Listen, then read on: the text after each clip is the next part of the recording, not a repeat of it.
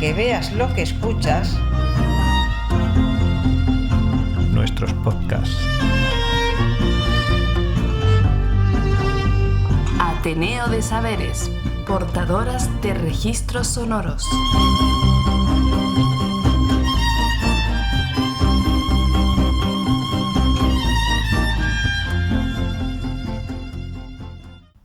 Bienvenidas a este Andurrial. Acomódate para escuchar Tierras de Acá, un programa de Ateneo de Saberes. Nos desplazamos al municipio de Jadraque, en la provincia de Guadalajara, y allí nos recibe Luis Granizo en su almacén de vinos a granel, con quien tuvimos la ocasión de recoger sus recuerdos en un ambiente de tinajas. Deseamos lo disfrutes. ¿Cuánto tiempo llevas tú de bodeguero? Yo aquí siempre he estado por aquí. ¿Pero desde pequeño? Sí. He estado estudiando por ahí, pero por aquí siempre en veranos y eso. Claro, cuando se jubiló mi padre, me quedé aquí. Pero tu padre lo cogió de tu abuelo. Sí, Y en este mismo sitio. sí. ¿Cuándo hay una separación entre la bodega que hay junto al ferrocarril y esta? O sea, ¿en qué momento la familia decide...? No, se llevó por junto. Mi bisabuelo, ya cuando se era mayor, a los 2 hijos que tenía, llegó a tener 10 hijos, pero solo a una hija la mataron en la guerra y habrás visto allí que hay un pollo allí tumbado, allí de una bomba en la guerra civil, las arrancaron un brazo. Y entonces mi abuelo seguía, mi bisabuelo con el negocio, le dejó a mi abuelo, que era el mayor. Mi abuelo fue el hijo mayor, el primer hijo que tuvo y el único que le sobrevivió. Mi bisabuelo, mi abuela vio morir a los otros 9 hijos. ¿Pero consecuencia de la guerra civil o de No, había niños que nacían muy pequeños y se morían de enfermedades. De enfermedades que no se podían atender. Mi abuelo siempre decía que 10, pero luego como en la guerra civil se cargaron los archivos municipales de Ledanca, tampoco hemos sabido. Que había unas gemelas, 3 llegaron a mayor. Esta chica que la mataron en la guerra con 14 años, una bombardeo de la aviación republicana, porque hasta el 37 fue esto territorio de las milicias, pues ni siquiera debo decir de la República, porque eran milicias que actuaban aquí descontroladamente, mataban a quien le daban la gana, saqueaban lo que se... Y luego una ofensiva del bando rebelde. Sí, del sublevado. Y entonces esto pasó a... pero muy poquito, por muy poco. O sea, el frente se movió un poquito más allá. Mi bisabuelo empezó en una familia, procedían de Ledanca, y eran varios hermanos. Y pues es lo que había. Tenían alguna propiedad y eso, pero no mucho. Eran como Castilla, pequeños propietarios. Trabajaban a ratos como jornaleros. Y a veces arrendaban la venta del Puñal, kilómetro 95 de la carretera nacional. Había ventas. Luego estaba la venta de almadrones, había cada X kilómetros. Existían unas ventas y ahí carruajes cambiaban los caballos y seguían. Y luego servían también para los arrieros y toda esta gente que transportaba mercancías ahí, hacían parada por la noche.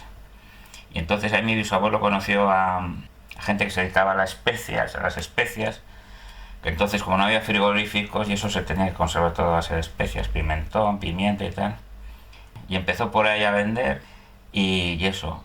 Empezaron a hacer algo de dinero, porque cuando se casó, pues la costumbre del pueblo era que trabajara un año en la familia de los padres de él, otro año en la familia de los padres de ella, y a cambio les daban las peores tierras que había en el término, y la más lejana y tal, para que empezaran, pero aquello no podían subsistir con aquello. Entonces pues conocía gente que se dedicaba a las especies y se dedicó a eso, empezó a trabajar y bueno, se le fue dando bien.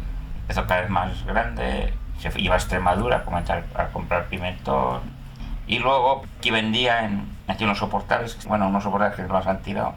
Había aquí una plaza y empezó a vender ahí especias y se le daba bien y cada vez aumentó más el negocio. Y se vio la necesidad de trasladarse aquí desde Ledanca a Jadraque porque Jadraque tenía estación de ferrocarril, etcétera, y entonces estaba mejor comunicado. Y compró esta casa. Bueno, parte de esta casa compró esto y lo de arriba. Y luego fue comprando anexos que tenía esta casa. y cuando empezó pues todo eran problemas, como siempre, la administración, la burocracia, ya eran los años 20, pues, por ejemplo, solo tenía que tener en la puerta de aquí un acceso, tenía que tener una llave guardada del ayuntamiento y otra al propietario. Luego estaba el impuesto de consumos, que era una especie de IVA, que resulta que toda la mercancía que entraba en Jadraque tenía que pagar consumos, pero la que se vendía para afuera no. Entonces le dejaban a la gente unos tickets para que lo entregaran en consumo, pero algunos de los pueblos los entregaban y otros no. Muchas veces había se pagaba impuesto por cosas que no eso. Y luego, pues eso, le pusieron 40.000 pegas, al final pudo abrir. Y bueno, él siguió con las especias hasta que él vio que bueno, se podía abrir aquí una bodega porque había otra bodega que estaba muy bien atendida. Venía mucha gente aquí los lunes porque era una zona de mercado importante, sobre todo de la sierra y tal. Entonces, pues empezó aquí a vender vino. Tuvo su época buena en los años 30, que fue cuando compró 2 fudres. Siempre uno estaba con vino, para allá, otro para acá. Y luego también se dedicó a comprar cereales, etcétera, hasta que estalló la guerra y lo perdió todo. Estalló la guerra en julio, había dejado el vino fiado a toda la gente de la sierra, ya no lo volvió a cobrar. Encima, pues el gobierno de la República le quitó todo lo que tenía, todo el trigo que tenía almacenado y eso para vender, todo, se lo quitó todo. Y entonces, pues bueno, aquí tuvieron que cerrar el negocio y tal. Y luego, ya cuando la guerra esto pasó a bando nacional, y había gente por aquí, decidió abrirlo, porque el vino se traía de La Mancha siempre, en esta zona, porque había mejor comunicación por ferrocarril. Y luego, pues las zonas de Ribera del Duero, eso, los vinos al pasar los puertos se enturbiaban. Pero durante la guerra tuvieron que traer vino de la zona de Ribera del Duero, porque mi abuelo lo reclutaron. Abrieron esto, otra vez y empezaron a funcionar con eso. Y luego ya cuando acabó la guerra, pues de antiguos proveedores y tal, le dejaron fiado dinero y empezó otra vez a seguir, pero ya nunca volvió a tener el auge y eso, tal. Luego pues los pueblos iban a vez a menos, se fue todo perdiendo y el consumo también de vino decreció, la gente, había menos gente en los pueblos. Aún así, bueno, pues en los años 40 y 50 aún rehizo algo el capital que tenía. Y eso, él murió en el 50 y tantos por ahí, y entonces ya sí, ya se quedó, porque mi abuelo y su hermano, o sea, el negocio lo estuvo llevando mi bisabuelo casi hasta que murió. Él se quedaba compraba y eso, y les daba un pequeño porcentaje a mi abuelo y a su hermano. Y luego ya cuando se murió, pues se quedaron ellos, su hermano allá abajo y mi abuelo aquí arriba. Y eso. Allá abajo, pues aquello de abrir fue porque yo te digo, estaba cerca de la estación de ferrocarril, etcétera, y encima allí no se pagaban consumos porque estaba a 1 kilómetro, las barreras lo tuvieron que medir, a 1 kilómetro del pueblo, de donde estaba la oficina de consumos. Y eso le eximía de pagar. Eso le eximía de pagar consumos, porque se entendía que era una mercancía que no entraba en el pueblo y no se consumía en el pueblo. Y era cierto, entonces mucha gente venía allí y lo compraba, porque es que el problema era eso, te venía uno de fuera, compraba una roba de vino y si no pasaba él por la oficina de consumo con una papeleta diciendo que era para consumo exterior, pues lo pagabas. Ya, no se vendía al mismo precio a los de aquí que los que iban fuera. Por pequeños no había ese impuesto. Existía en Jadraque. ¿Cómo acarreabais vosotros aquí en la bodega que tenéis el vino desde...? Sí, se traía de la estación, había una cabria, pero es una cabria. Es como una especie de carro, ¿no? Sí, es un carro que lleva como unas cadenas, unos engranajes y carga una cuba grande. Cuando llegaba el vino, pues llenaban la cabria y subía aquí, una mula que se llamaba la andaluza, que ya se sabía el recorrido solo. Al principio había que llevarla, pero luego ella misma se subía, y llegaba aquí, la descargaban y se bajaba ya sola para abajo, y ya se subía sola. Paraba a mitad camino, pues me lo contaba la gente mayor, dice, no, joder, qué mula que... Y ella paraba un rato a descansar, a mitad camino, y seguía, y lo hacía sola ella, no había que llevar a nadie. Y aquí, pues, con una bomba de esas, se descargaba la cabria, y bajaba otra vez, y así. ¿Cómo pactabais los precios con los proveedores? ¿Ibais allí, a las zonas? Sí, iba a las zonas. A negociar. Mi abuelo lo explica en el libro muy bien. Iba Él procuraba informarse quién podía estar en apuros o quién necesitaba dinero, y entonces pues compraba con uno con otro. La primera vez pues llegó a pactar un precio y vale, pues con unos, pues vale, pues muy bien, pero a ver, ¿en qué lo traemos? Y el que alquilaba los pellejos, pues claro, como era la primera vez que aparecía por allí mi bisabuelo, no se fiaba mucho. Y entonces tuvimos unos problemas tal, y luego pues bueno, el propio vendedor le avaló, y eso, porque los pellejos eran en alquiler, pero había que devolverlos. Y entonces, pues bueno, al principio eso. Pero siempre mi abuelo procuraba tal, luego ya tenía allí sus corredores y tal, que le informaban, no, oye, vete tal. Y luego ya incluso eso. Él se iba, salía en el primer tren de la mañana, paraba en Madrid y ya cogía un tren para La Mancha. Y luego ya a última hora se venía en un tren, pactaba allí los precios y tal. Y en el mismo día lo hacía todo. ¿Y a la hora de pagar, cómo se pagaba? Pues como se paga en efectivo. Bueno, yo ya cuando iba adquiriendo confianza y eso ya Ya te fiaba. entonces no existía la red de bancos que hay ahora ni nada. Entonces pagaba en efectivo. ¿El vino que se traía era de buena calidad? Porque los vinos de La Mancha siempre han... No, sí, el vino manchego siempre ha sido de buena calidad. Para mí es un vino siempre es agradable de sabor y eso. Bastante Valdepeña, eso siempre tenía buenos vinos. Se consumía muchísimo. Se consumía mucho. Mi abuelo decía que un año se llegaron a vender una barbaridad de litros, de arrobas, lo que estaba por arrobas. No me acuerdo la cantidad que dijo, pero una barbaridad de arrobas se llegaron a consumir. Que generalmente, ¿qué clientes eran? Se vendía todo el año, pero para los segadores y eso, que los segadores siempre se iban con el que tenía mejor vino. En lugar de agua bebían vino. Sí, se bebía vino a todas horas. Pues está creído. No, vamos a ver. Es que hay que poner las cosas en contexto. Si no nos enteramos de las cosas, pues no podemos hablar. Jadraque, al final del siglo XIX, tuvo muchas epidemias de cólera. ¿Y quién moría en el cólera? Las mujeres y los niños que bebían agua. Los hombres se salvaban porque bebían vino. Entonces, el vino era una bebida segura. El agua que bebían por ahí, no hay las medidas higiénicas que hay ahora. O sea, que es que aquí hubo una epidemia de cólera a finales del XIX, que encima le intentaron ocultar los médicos, etcétera. Viviendo Contreras, era médico. Aquí, que tiene en la calle, fue alcalde de las minas y tiene un libro muy escrito muy bonito, que es El País de la Plata, contando las minas de plata ahí en la Encina. De hecho, tuvieron que abrir el cementerio donde está ahora por eso.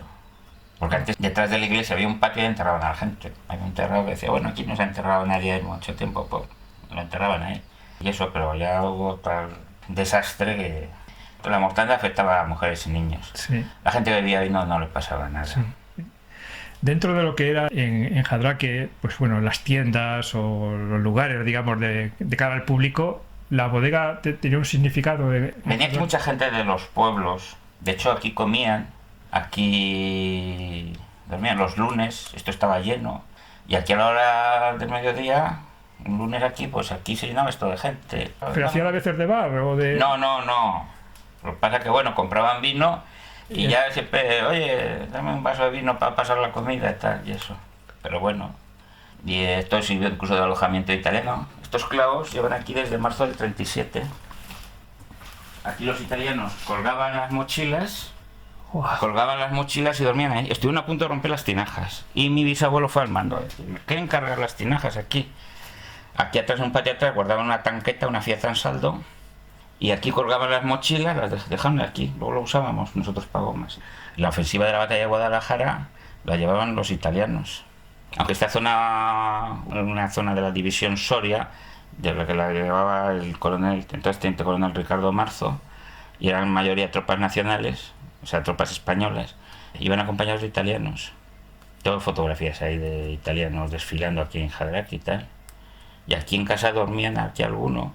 Y aquí dormía la tropa.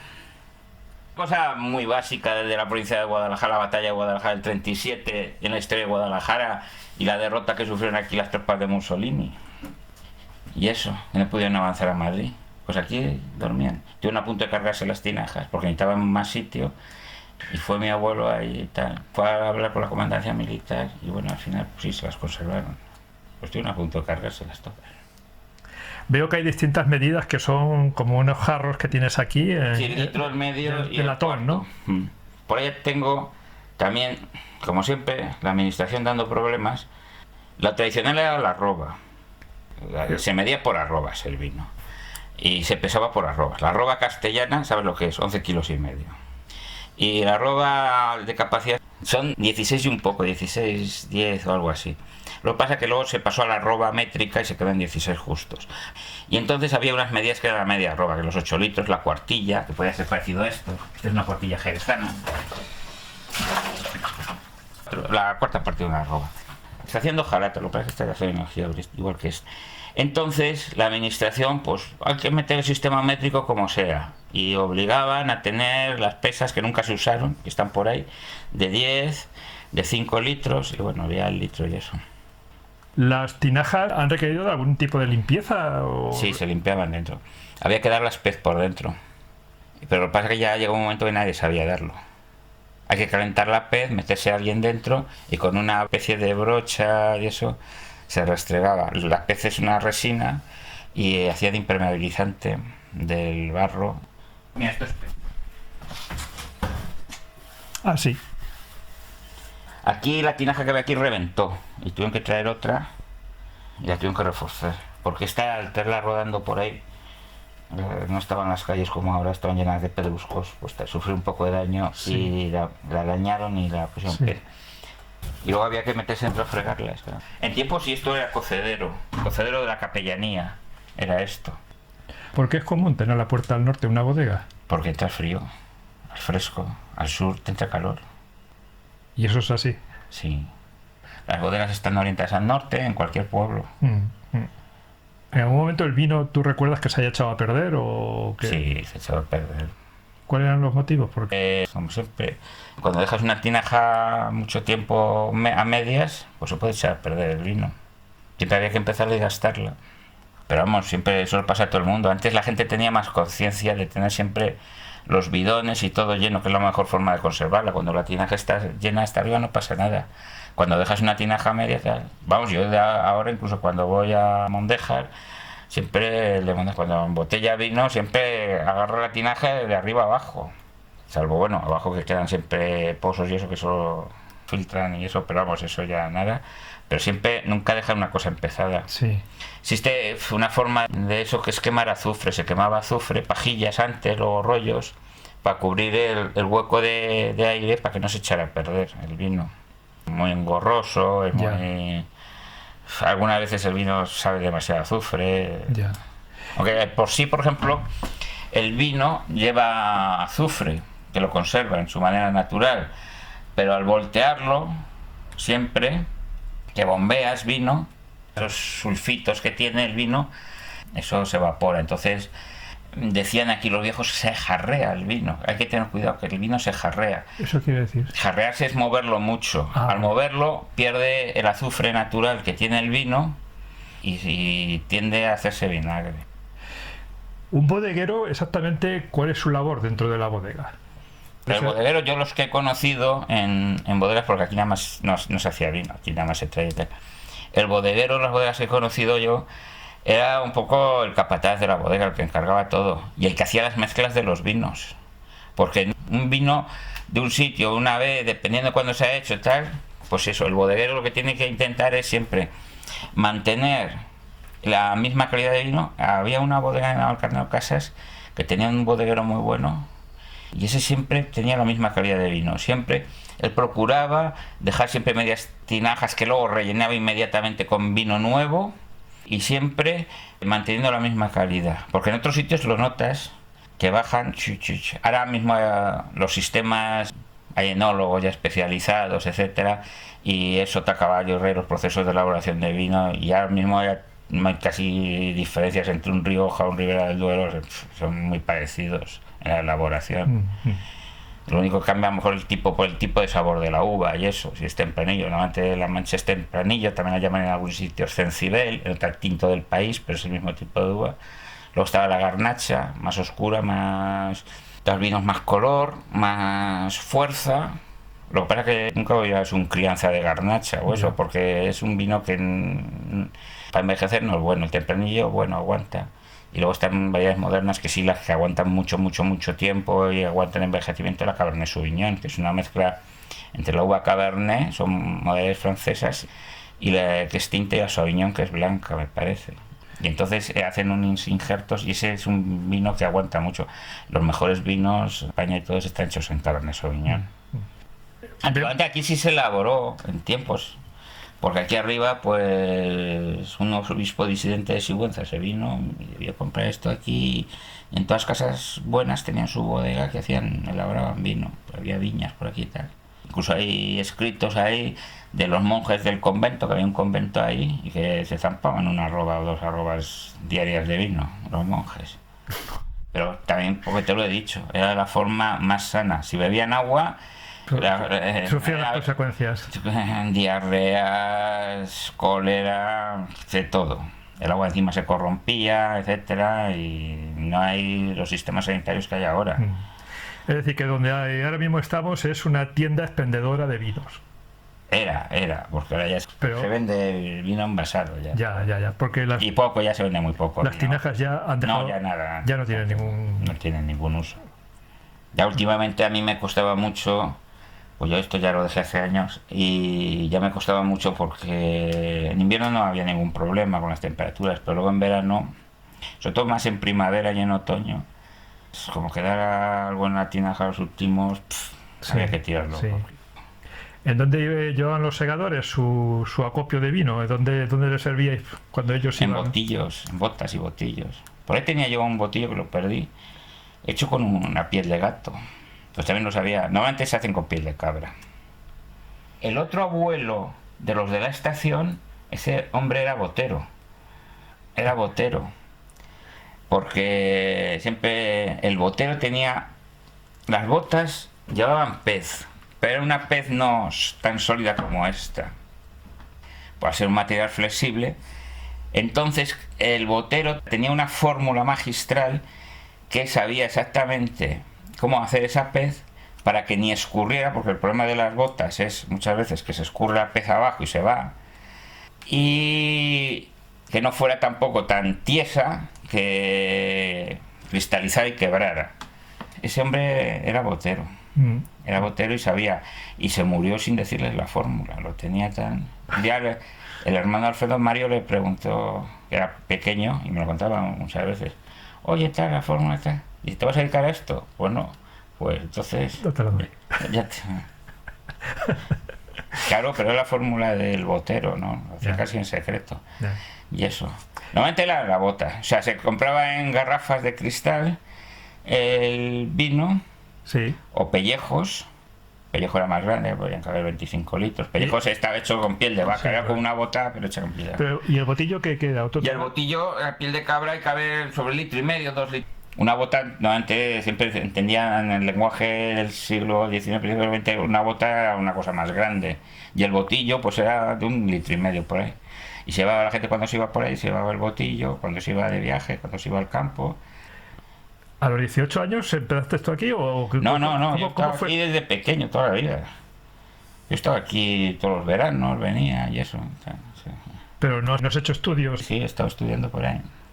Pero me has dicho que a los 18 años ya estabas aquí. No, yo estaba estudiando fuera y eso, pero yo todos los veranos venía aquí, Semana Santa, los fines de semana, siempre estaba aquí, o sea que... ¿Qué estudios hiciste?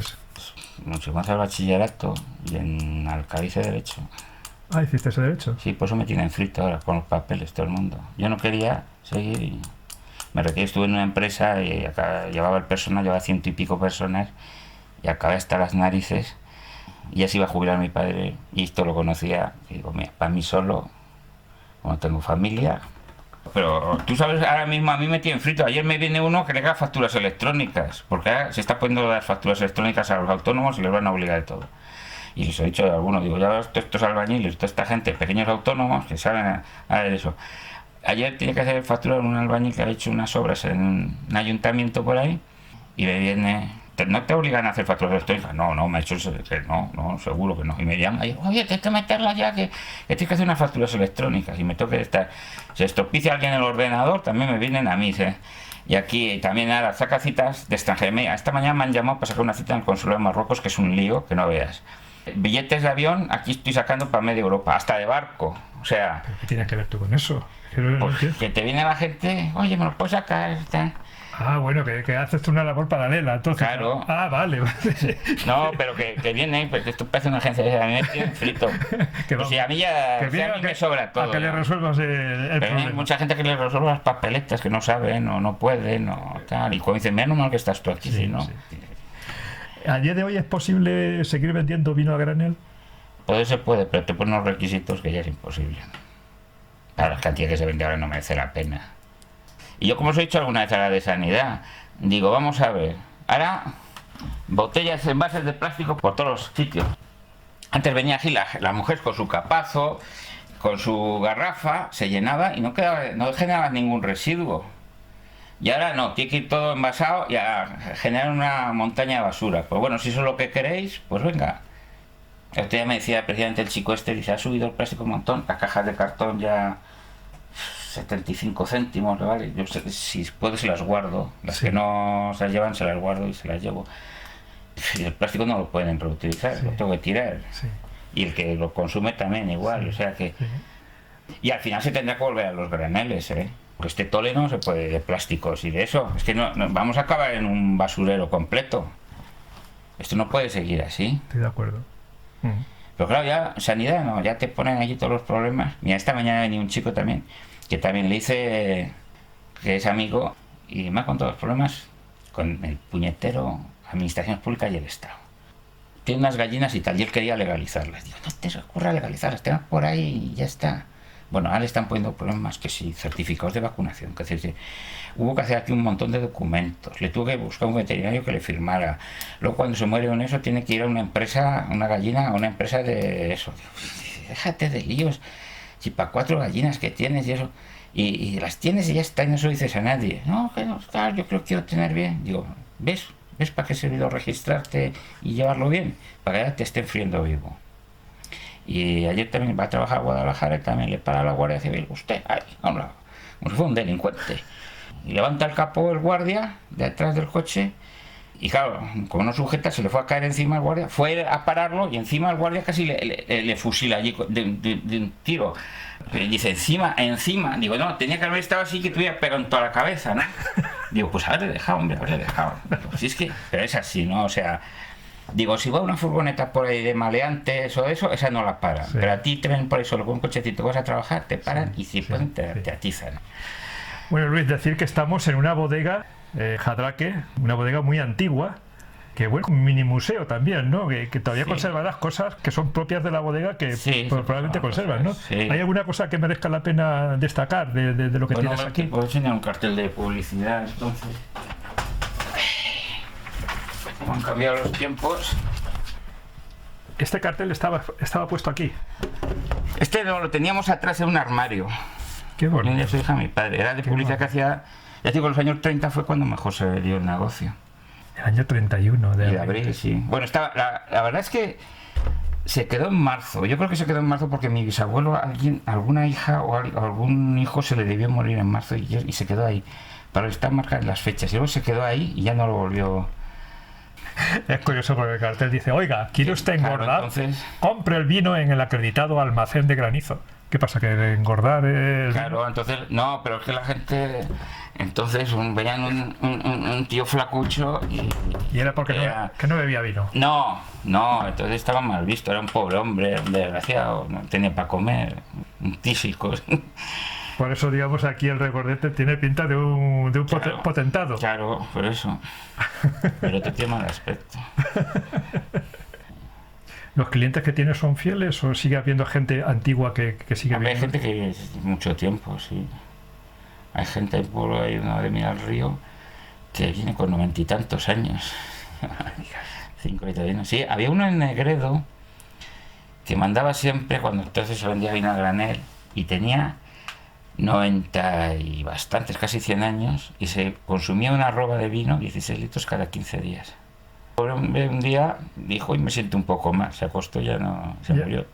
Pero el tío, y eso lo decía a algunos que mandaba del pueblo de Negredo, digo, pero sigue bebiendo este hombre vino, sí. Y si no se lo quitas, entonces que lo matas. Se llena todos los días una botella de litro, media para comer y media para cenar. ¿Han cambiado los gustos de los clientes a lo largo del tiempo? Sí, ya vino, por ejemplo, no se consume. ¿Va a haber continuidad con la tienda? No, esto va a durar muy poco tiempo. Oh. Se complican mucho las cosas y no, hoy ser independiente y tener un negocio ni lo favorece la administración ni el clima, ni el tiempo, ni nada. Luego es muy esclavo porque aquí, pues eso, aquí parece que a cualquier hora tienes que estar y eso. Es una pena porque me he dado una vuelta por Jadraque Y hay muchas tiendas cerradas. y he visto casas incluso, digamos, abandonadas, ¿no? Sí. Que tienen Eso también... las ventanas un poco abiertas y se ve el interior donde conservan. A veces te das cuenta del tiempo del pasado de que aquello había sido un lugar de encuentro o de negocio, demás, y que está ahí totalmente abandonado, ¿no? Por ejemplo, subiendo aquí ahora en el ayuntamiento he visto que es ya un solar porque han tirado todo y quedaban unos carteles como de antiguos pegados a la pared, como de productos antiguos que... Sí, eso, en la ferretería y tal y eso, pero la casa que tienen ahora nada.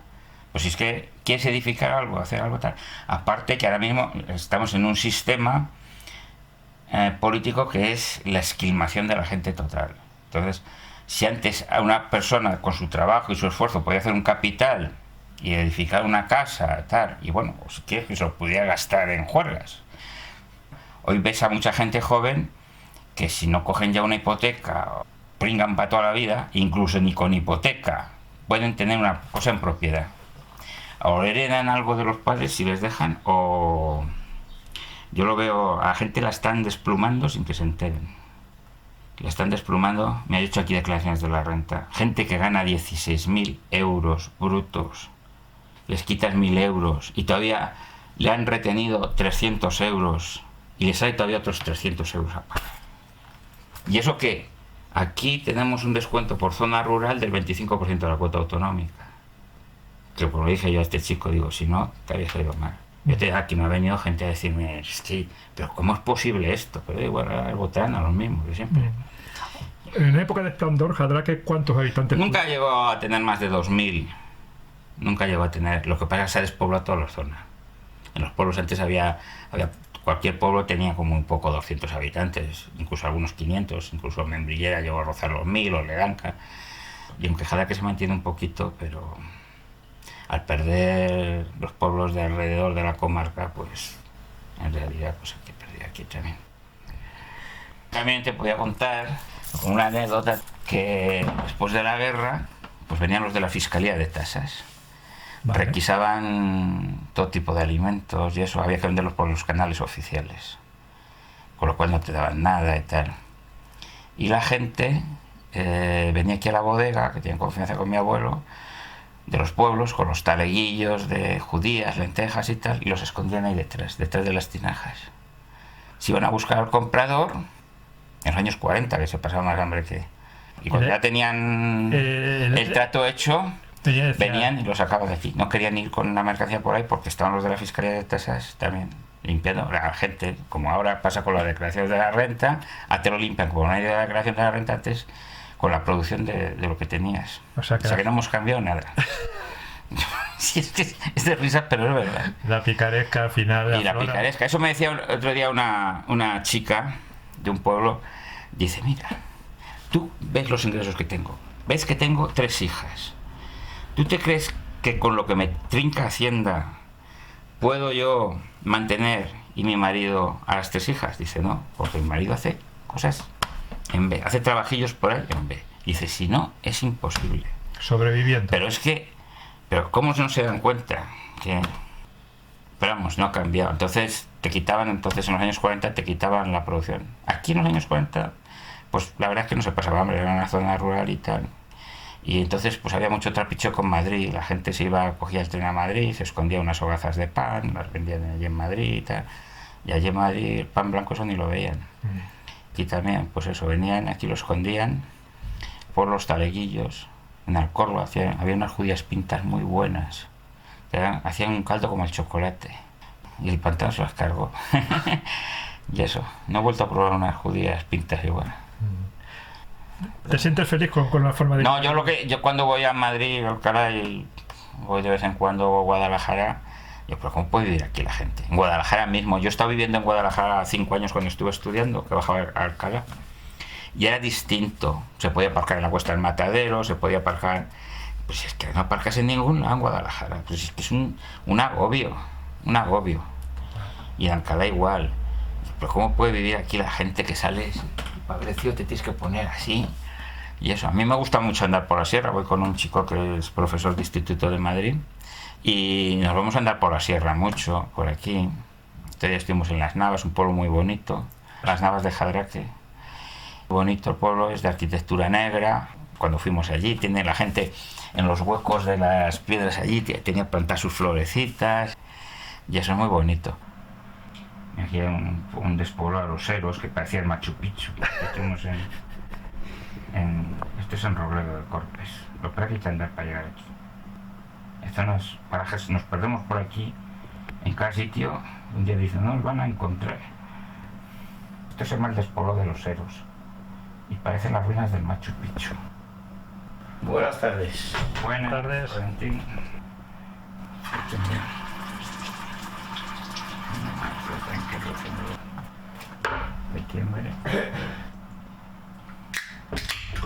Cago en 10. Ya te has tirado encima. No, que en vez de la mía es un Aquarius. Joder, macho. Cago en su, no he mirado. Estaba pegado ahí. Coño, ¿que no tienes ojos en la cara o qué? Bueno, no he mirado, macho. Vais como zombie. Cago en Dios. No pasa nada, me lo dejo gastar. Nada. Mira, Pues nada, que tengo no tiene sin alcohol fría. Se lo veo. La muerte para de nuevo, Luis. Un placer. Venga, hasta luego. Claro. Hasta luego. Así que nada, no le he visto 8.